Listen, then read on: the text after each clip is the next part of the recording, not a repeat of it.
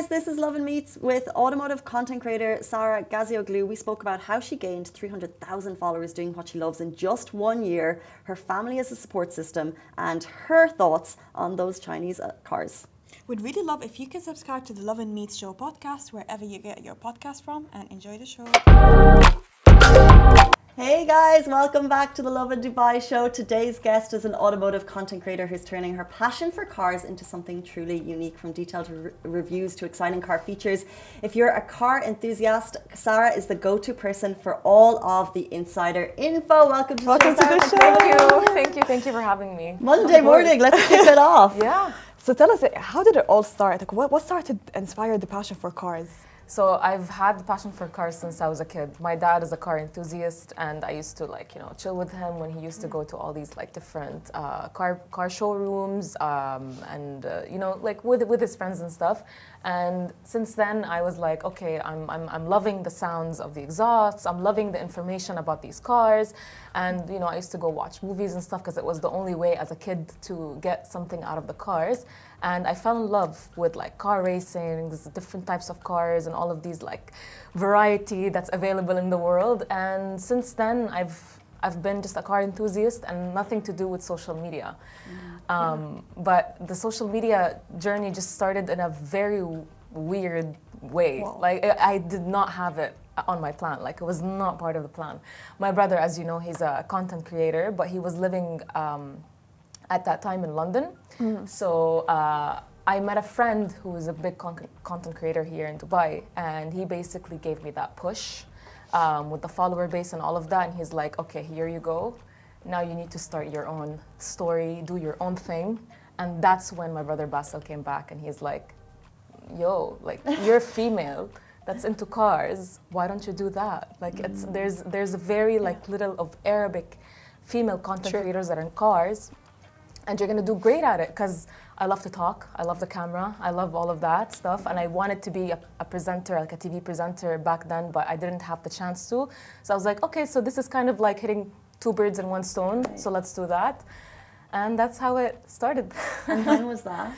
When did you post your first kind of car-related content? Oh, that was not long ago, almost a year and a half ago. Oh, wow. Yeah. This is wild to me. We have so many people who just say, I'm going to start, and within a year or something, they build up a wide audience. So what do you think has been the secret to building, I guess, 300,000 followers in such a short space of time? Just consistency. You need to be consistent in your posting. You need to put your passion into your filming. You need to give it the time that it requires. Even though I do have a full-time job, it's just that I used to give all my weekends not to rest, but to actually go out and film all these cars in different locations.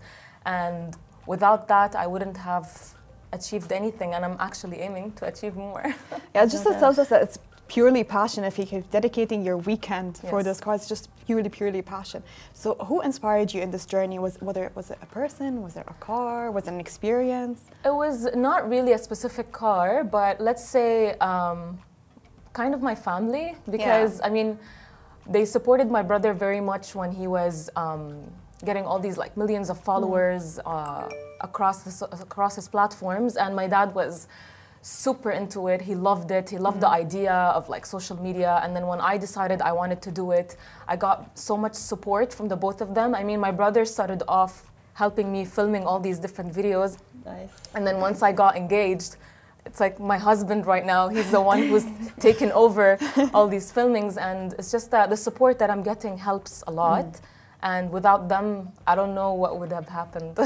But how did you do it? So you're breaking into, number one, a male-dominated industry, which we'll get to, but also the basics of, you want to talk about cool cars, you're in Dubai, how do you get access to them? If I wanted to, go into a Lambo, I have no idea how I'd do that. Oh, okay. So yeah, I have a friend. So it's all about connections. I have a friend who owns a showroom, a rent showroom for supercars, and he's the one who basically was like, you can come in, you can do whatever you want, you can take any car you want, because we're really good friends, he's supposed to say yes. And that's how I started. And then since then, I would just catch any person with a really nice supercar. I would be like, do you mind if I film your car? Do you mind that? I would meet other people. No way. And then the actual companies started reaching out to me, and they would say, okay, we have these different cars. Would you like to film? And then I would pick and choose whatever fits my audiences. Cool. Yeah. Amazing. Congratulations. So not any car. No. So what's your favorite car to film, basically? Was it like luxury cars, or is it? See, I don't have a specific favorite, but I like to do all kinds, like classics, uniques, modified. Like it's a different kind of thing. It's just that I wouldn't go for the really like Your typical ones, car. yeah, It needs to be something so amazing to catch. Need to catch your audiences, to make them like hooked into your content, and those are the cars that I like, and I know how to to put my passion into them. So that's what I go for. We mentioned you're kind of a woman in a traditionally male-dominated industry. Yeah. Did you have any fears in advance, and have any of those fears been realized in terms of reactions from the public?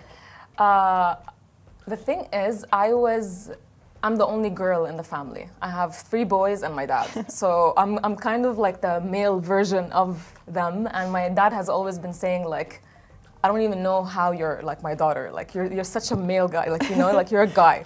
And when I went into that field, I knew I was going to get some negative comments. I knew that some people might not like what I'm doing. But the thing is, you only live once. I want to do something that I really want to do. And if people like it, they like it. If they don't, they don't. And I got some percentages of, males that would be like, your place is in the kitchen.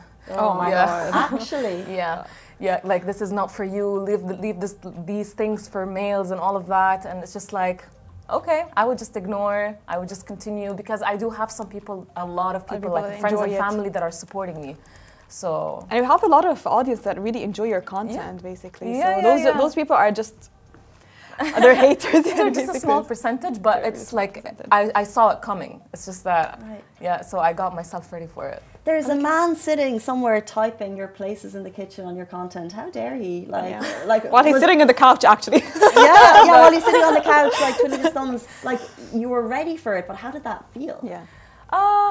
And to be honest, completely honest, I didn't feel anything. I would just laugh and be like, oh, look at what this guy said, oh, look at what this guy said, but I wouldn't say anything. And sometimes I would actually reply back and with like laughing faces, because it's actually funny. Like you took your time to watch my content and to write that comment that has nothing to do with what I'm saying, but thank you for that. Do you usually read comments and check people's feedback? Of course, I have to.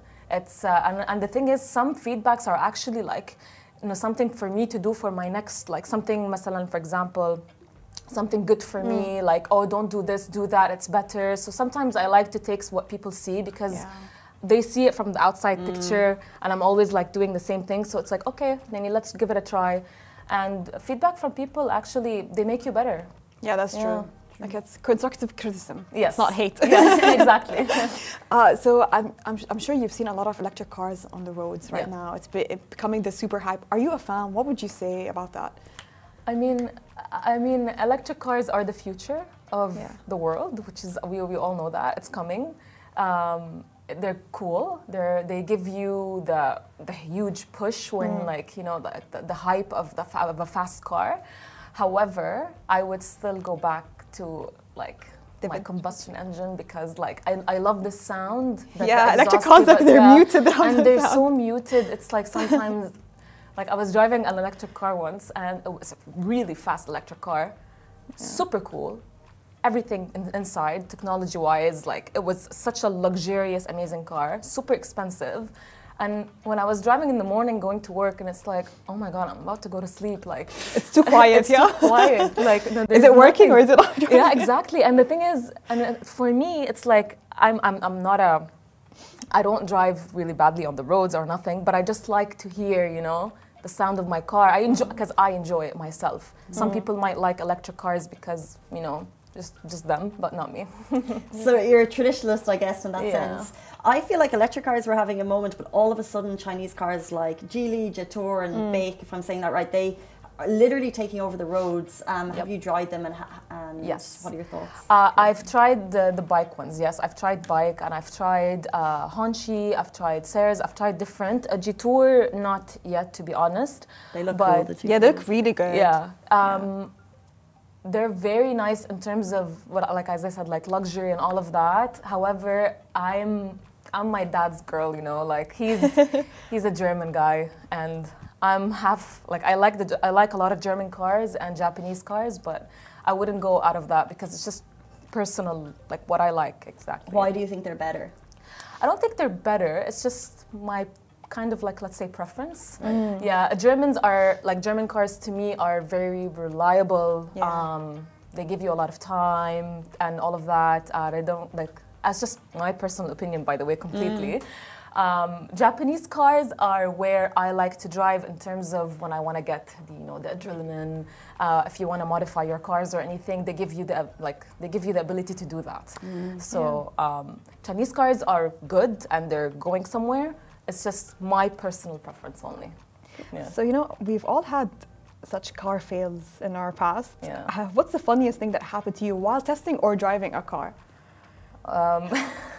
Okay, once I was actually that day on that picture when I was driving the Dark Horse. I was with my husband. We were filming that car in Ruwaya, which is like a desert area.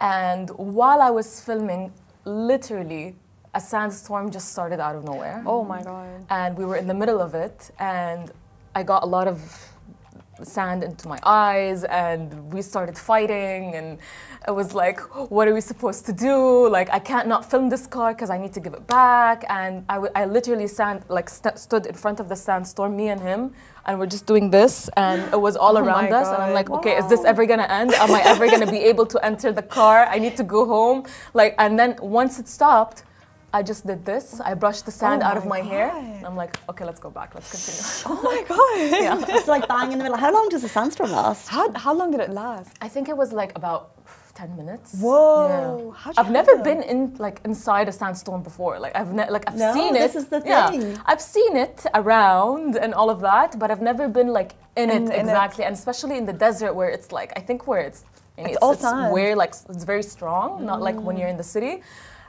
So that was my really weird experience. You couldn't get in the car because it would No, I couldn't. And the thing is, the wind was so strong. I couldn't move, you know, and I just had to like space myself like very stable, and I couldn't move. And at the same time, we were fighting. It's like, why did you get me here? And he's like, you said you want to come here, you know, like it was just a weird thing. Oh well, Instagram versus reality, because I'm sure the video that you posted was. It went viral. So. Oh my God. That's the backstory for the most viral video, basically.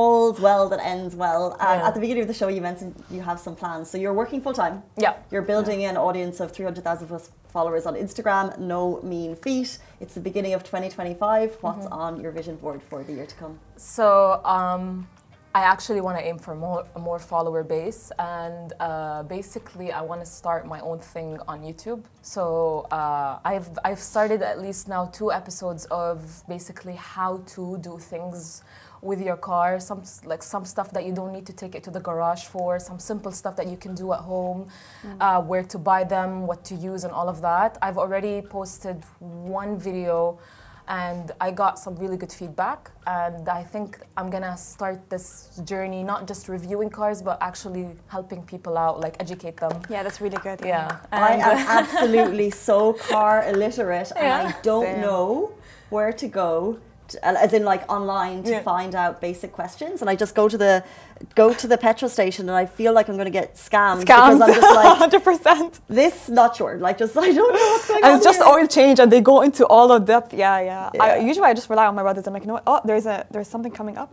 It's okay, I'll just get my brother, it's fine. So we're here for educational content, Sarah. Yeah. Oh, amazing. Thank you so much. That brings us to the end of our first interview on a Monday of 2025. Sarah, thank you so much for joining us. Thank you for having me. Thank you, Masa. Thank you. Thank you. Guys, have a beautiful Monday. We hope the traffic doesn't hit you too bad, and we'll see you back here tomorrow morning, same time, same place. Bye-bye.